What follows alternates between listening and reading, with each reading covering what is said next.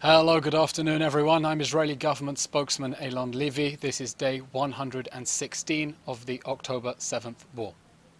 Today's briefing will focus on Unra, the Hamas front organization from which over a dozen states have suspended funding that for years Hamas has cruelly exploited to advance its war machine and which Unra has covered up.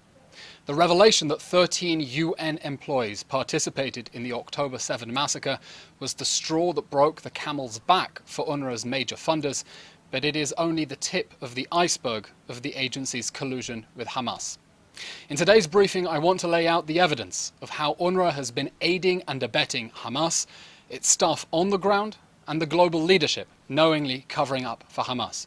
We'll declassify some of the intelligence that has already been reported in the media and unpack the much broader pattern of collusion between UNRWA and the Hamas army of terror.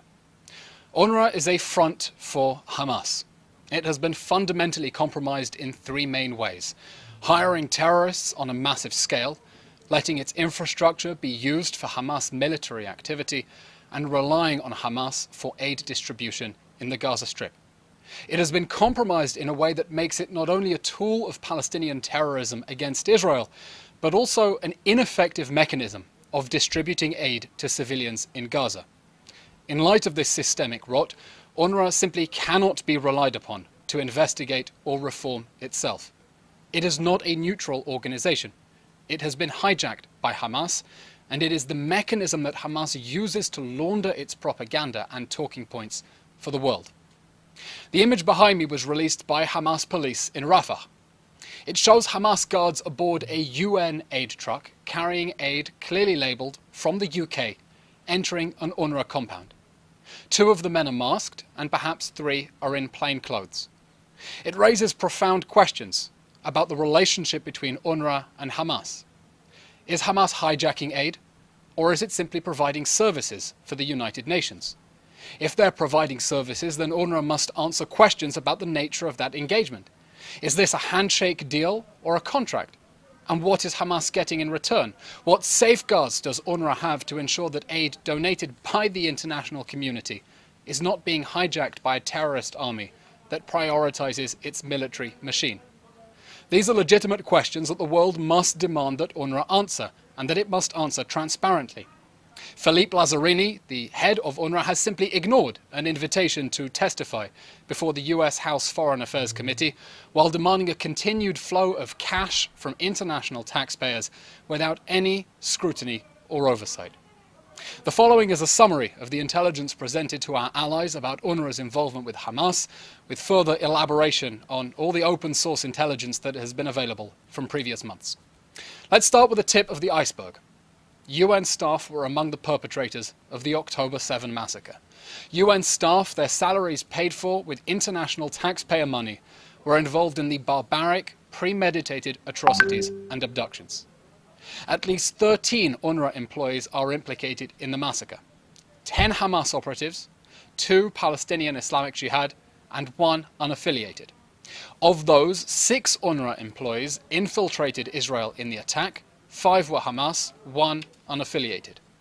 4 UNRWA employees were involved in abducting Israelis, including 2 of those who infiltrated Israeli territory. Another 3 UNRWA employees, all Hamas, were summoned via text message to arrive at an assembly point on the night of October 6th and directed to equip themselves with weapons.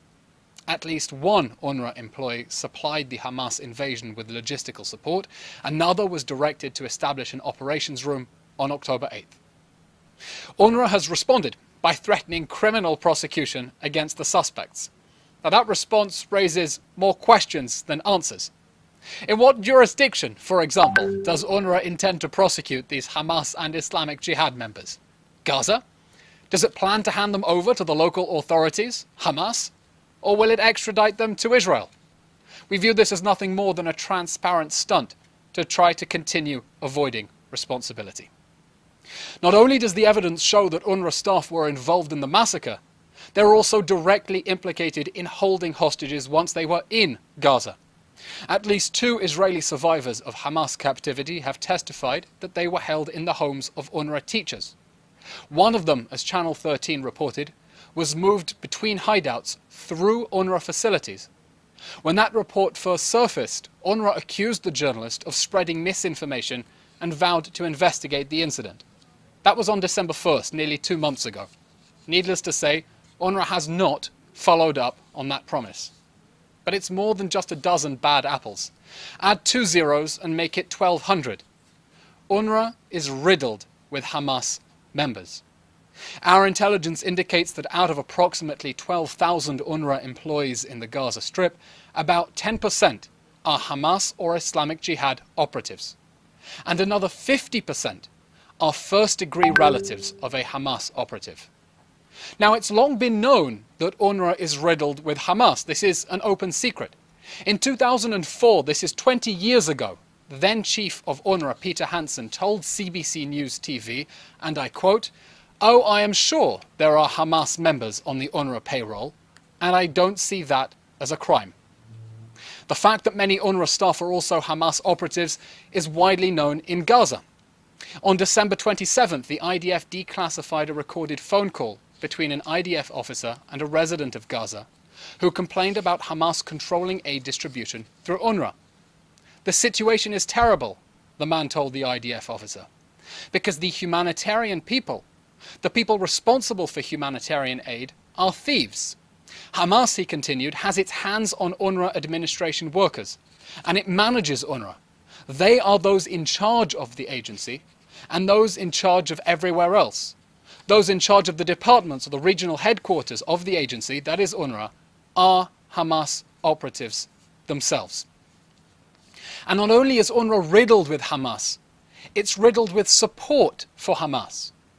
The independent watchdog UN Watch uncovered an Unra telegram group of 3,000 Unra teachers, 1/4 of Unra's total staff in Gaza. And in that, they glorified and celebrated the atrocities of October 7th, praying for the terrorist success and Israel's destruction without a single objection from anyone on the UN payroll. But Hamas is even more deeply embedded in Unra. Its infrastructure is literally embedded in Unra sites. The IDF has uncovered multiple instances of Hamas military infrastructure located inside Unra facilities, including schools and hospitals. Our troops have unearthed extensive Hamas infrastructure built into Unra schools, from tunnels to terrorist hideouts. Hamas uses these facilities, under the UN logo, to store arms, base rocket launchers, run headquarters, and locate tunnel shafts for the swift movement of forces throughout the Gaza Strip, who can then hide beneath the shield of the United Nations. Hamas routinely uses Unra schools as hideouts as part of its human shield strategy, blending into the civilian population in a way that it hopes will give it immunity. In many cases, Hamas and PIJ fire rockets and mortar shells from nearby and even within Unra schools. Throughout the war, the IDF has updated about incidents where its forces have come under fire from inside Unra schools, as well as weapons stuffed in Unra bags. In recent days, we have uncovered far more than Unra has ever admitted, meaning it was either negligently blind or willingly complicit with Hamas's human shield strategy. And just as we have been systematically exposing the Hamas human shield strategy in Gaza throughout the war, we expect more evidence to be forthcoming in the coming days. Watch this space.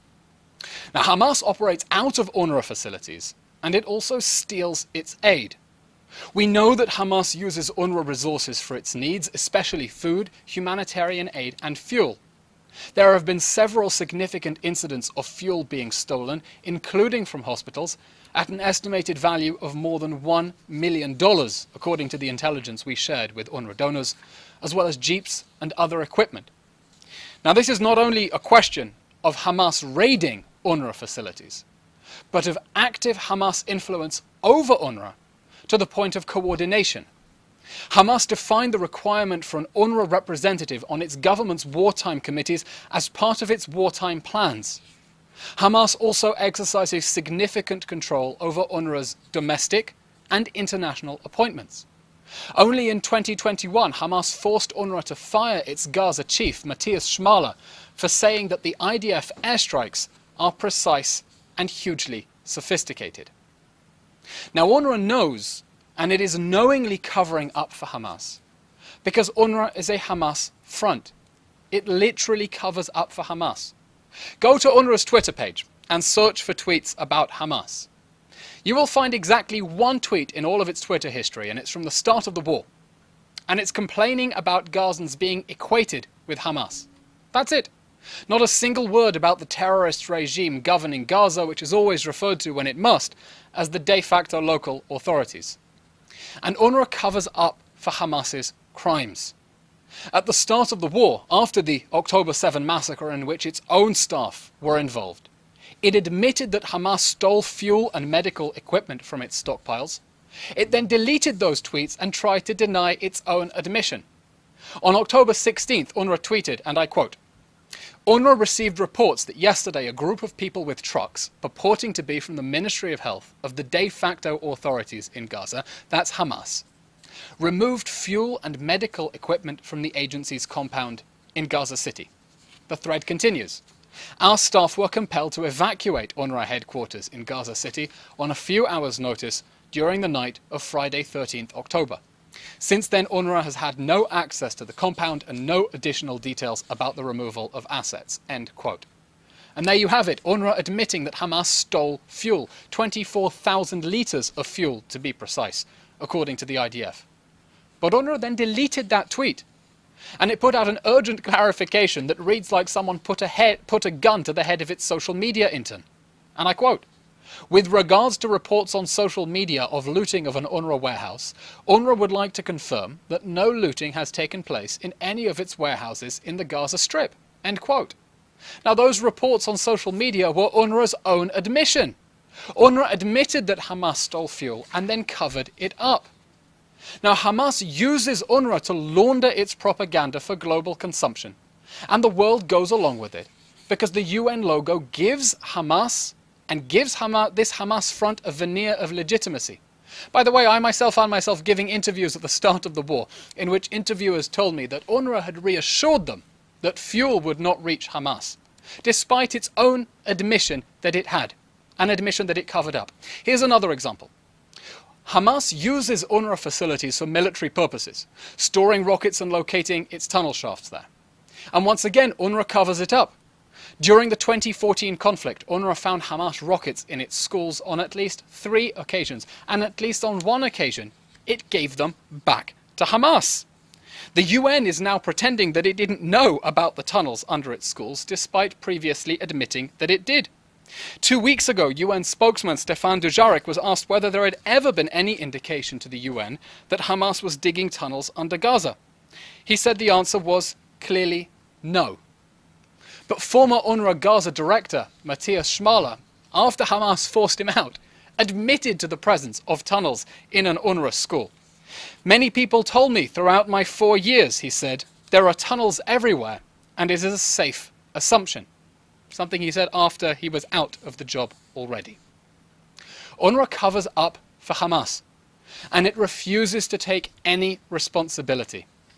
Mr. Lazzarini has been repeatedly presented with detailed evidence about UNRWA's terrorist connections and has done absolutely nothing. Even worse, the entire UN apparatus has repeatedly shrugged off concerns, ignored evidence of support for Hamas terrorism in its ranks, and disparaged and defamed the independent watchdogs that have been raising the alarm, accusing them of intense politically motivated attacks and smear campaigns. Mr. Lazzarini has been providing cover for terrorists, and now he is demanding more cash from international taxpayers while deflecting demands for international oversight. But the problem is wider still.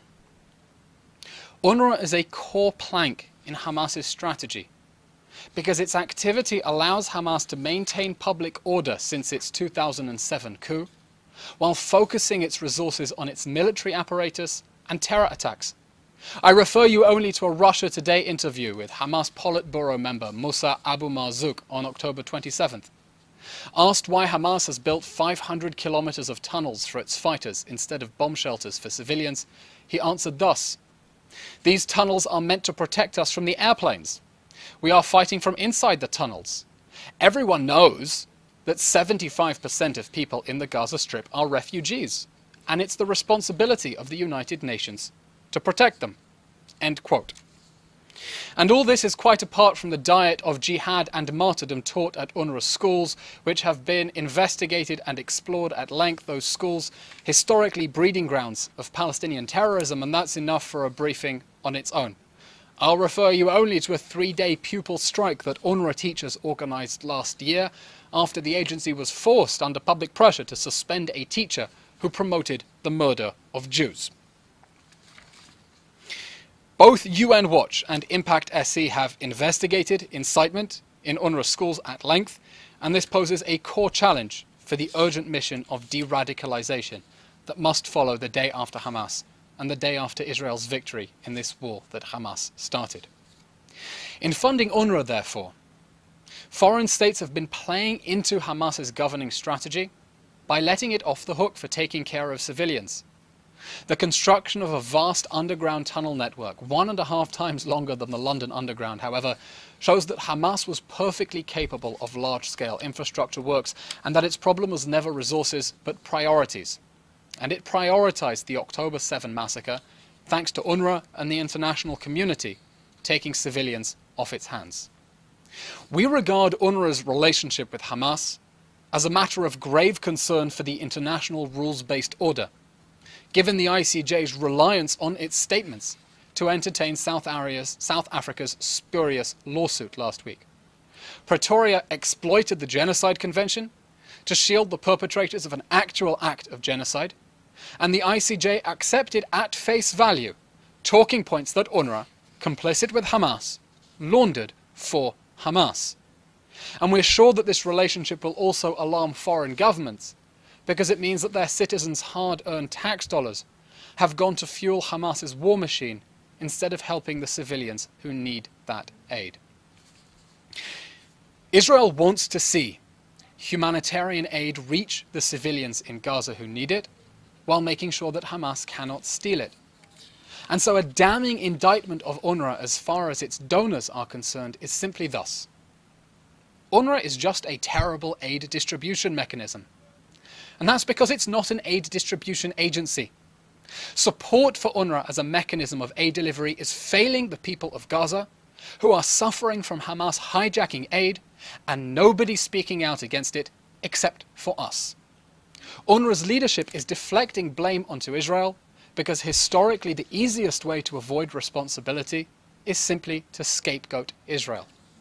Despite excess capacity at the Israeli crossings, and despite extraordinary measures to get aid into a territory used as a base for an armed invasion on October 7th, when we know Hamas is hijacking some of that aid, UNRWA's officials continue to lie through their teeth and say that UNRWA is not allowing aid in. And the world continues to buy it, because Hamas uses UNRWA's status as a UN agency to launder its talking points and propaganda. But the problem of UNRWA goes far deeper than its mere complicity with Hamas. UNRWA, unfortunately, is an organization that has been hijacked by the Palestinians to perpetuate this conflict rather than solve it. For 75 years, unlike the UN's noble treatment of refugees from every other conflict on planet Earth, Palestinians have been told across UN facilities that they are still refugees from a war that took place decades ago, that they possess a right that does not exist in international law to settle in another sovereign country of which they were never citizens, and that one day Israel will cease to exist and they will return. It's no coincidence that decade after decade UNRWA has given rise to terrorists who butcher Jews, such as the Black September terrorists who perpetrated the massacre of Israeli athletes at the 1972 Munich Olympics. One simply cannot understand the October 7 massacre without realizing that the vast majority of people living in Gaza, born in Gaza, are indulged by UNRWA to believe that Gaza is not their home and they have a right, armed if necessary, to settle in another sovereign state. UNRWA's problem is not bad apples. It's systemic rot based on rotten roots. The fact that it is predicated on a rejection of Israel's existence, subsidized by international taxpayers. In light of the abundant evidence of UNRWA's complicity with Hamas, and its failures to distribute aid to civilians who need it, Israel calls for the following. 1. The defunding of Unra. The minority of states still funding Unra, despite revelations of its staff's involvement in the 10/7 massacre, must suspend funds immediately. They must ensure that humanitarian aid reaches the people of Gaza, and not through this Hamas front, which is siphoning it for himself. Foreign Minister Israel Katz has called for Unra to be replaced with agencies dedicated to genuine peace and development. It happens the rest of the world in every other conflict in the world where people are helped by genuine UN aid agencies and not by tailor-made refugee agencies. 2. The resignation or dismissal of UNRWA's leadership and a thorough investigation of what they knew about its ties with Hamas. There must be accountability for this cover-up, and UNRWA's leadership must be held accountable. And 3. Consistent with his 3D vision for peace, requiring the destruction of Hamas and demilitarization of Gaza, Prime Minister Benjamin Netanyahu has spoken forcefully of the need for de-radicalization in Gaza. He's therefore stated clearly the need to ensure that Gaza's children not be educated to be terrorists, as UNRWA has consistently practiced and as has been openly documented. UNRWA is part of the problem, not part of the solution. It is a Hamas front, and it's time to put it behind. That's the end of today's briefing, and we'll now take your questions. Thank you. The first question comes from Hannah Julian of the Jewish Press. The Israel Lands Authority has demanded that Unra vacate a compound it has occupied in northern Jerusalem for decades, in addition to a 17 million shekel fee for use of the plot to this point. Why now, and what was the response to the ILA letter? Hannah, I'm not familiar with this specific incident. You say this is a letter from the Israel Lands Authority, and so to me it would seem to be a question to refer to the Israel Lands Authority. I'm afraid I'm not familiar with the incident. Marissa Newman from Bloomberg asks, given the emergency situation in Gaza, who will be responsible for distributing aid if UNRWA ceases to function in the near term? Would Israel or Kogat be willing to take on that role? The same aid agencies that distribute aid in every other conflict on planet Earth. There are humanitarian crises and humanitarian situations in countless agencies all over the world, and there are UN agencies and mechanisms that already exist to distribute aid. In no other conflict in the world do people have their own tailor-made refugee agency to distribute aid, because the Palestinians are the only people in the world who have their own refugee agency with a separate mandate from all other refugees on planet Earth, a mandate that is to perpetuate their refugee status rather than try to solve it. The UN has mechanisms, it has an ability to distribute aid, and we would like to see the United Nations, there is a new coordinator for humanitarian aid now, look boldly at the failures of UNRWA, which has been turning a blind eye as Hamas hijacks aid, in fact has been complicit with Hamas and has an arrangement with Hamas regarding the distribution of humanitarian aid in Gaza, admit that that mechanism has failed because that is not what it was designed to do, and look to learn lessons from other international conflicts for how the people in Gaza who need that aid can truly be served by the international community instead of that money being poured down the drain and directly into Hamas's terror tunnels. The next question comes from Melanie Lidman of AP. Can you provide more information about the statistic of 10%/1,200 UNRWA workers being associated with terror organisations? If this number is so high, why was only information on 12 supplied in the document? Melanie, we know of at least 13 UNRWA members who are actively involved in the October 7 massacre, but we by no means make any claim that this is exhaustive. Our troops are on a day-to-day basis inside the Gaza Strip, uncovering more evidence, and intelligence is constantly streaming in and being processed at an immense pace. We expect that with 10% of UNRWA employees being Hamas or Islamic Jihad operatives, more intelligence is going to come to light, just as in recent days we declassified intelligence of teachers who received letters from the Izzadin al-Qassam brigades requiring their leave of absence from work in order to play an active role in the October 7 massacre. So we emphasize this is only the tip of the iceberg, and it is a very, very deep iceberg of an organization that has been entirely co-opted by Hamas and has been actively complicit with its war efforts. The next question comes from Pell Zacharisson of Bulletin, Sweden. Sweden has for many years been a major donor to Unra. In your opinion, what risk do you see in that Swedish taxpayers' money have been enabling, aiding and abetting the Hamas terrorists, October 7th, rocket attacks, etc.? If so, how? And as a follow-up, for years we've heard about anti-Semitic indoctrination in Unra schools. Swedish politicians have repeatedly claimed that anti-Semitic school literature has been removed. Could you elaborate on this, please? Unra is a front for Hamas. It hires terrorists on its payrolls. It covers up the presence of Hamas tunnels and weapons inside its facilities, and it launders Hamas talking points for global consumption. We know that Hamas hijacks aid. We know that Unra turns a blind eye to it. We know that Unra and Hamas have arrangements and understandings about the distribution of aid inside the Gaza Strip. There is an urgent and present threat that international taxpayer money, donated generously to support civilians in Gaza who genuinely need it, is being hijacked by a terrorist organization that is prioritizing its own fighters and its own war machine, that has openly stated its willingness to sacrifice and martyr its own civilians on the altar of jihad and its war against Israel. Israel wants to see humanitarian aid reach civilians in Gaza who need it, and not reach Hamas that is trying to steal it.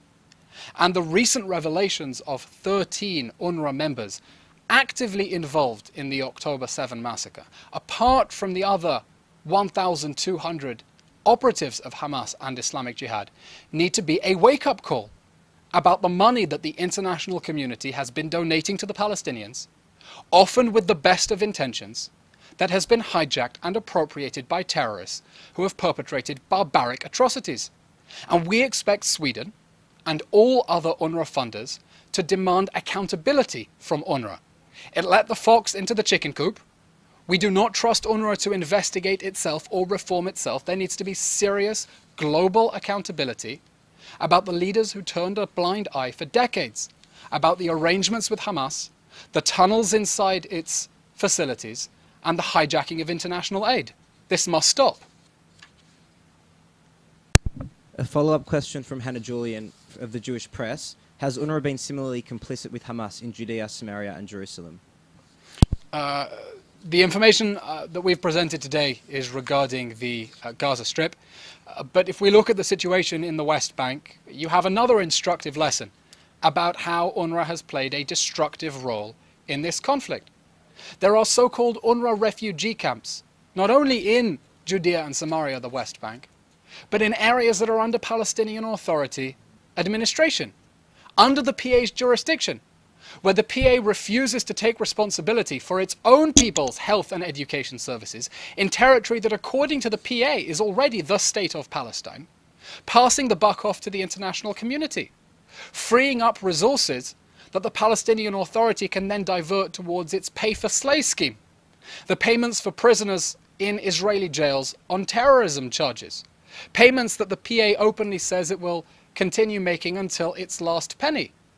And we think the world needs to ask very tough questions. We hear many international partners saying that the Palestinian Authority should govern Gaza. Why should it govern Gaza when it won't even govern the territory that it is already nominally responsible for in Judea and Samaria? If the PA says that 75% of Gazans are refugees because of this made-up status that allows refugee status to be inherited down the generations, then the PA wouldn't be governing Gaza anyway, because it would be passing the buck for health and education services to the international community. So while I'll reserve judgment for the moment on active complicity in the military infrastructure of terrorist organizations, it is clear that Unra has played a role beyond the Gaza Strip, more broadly in the West Bank, in perpetuating the Palestinian refugee issue, and therefore perpetuating and aggravating the Israeli-Palestinian conflict instead of trying to make constructive efforts to resolve it.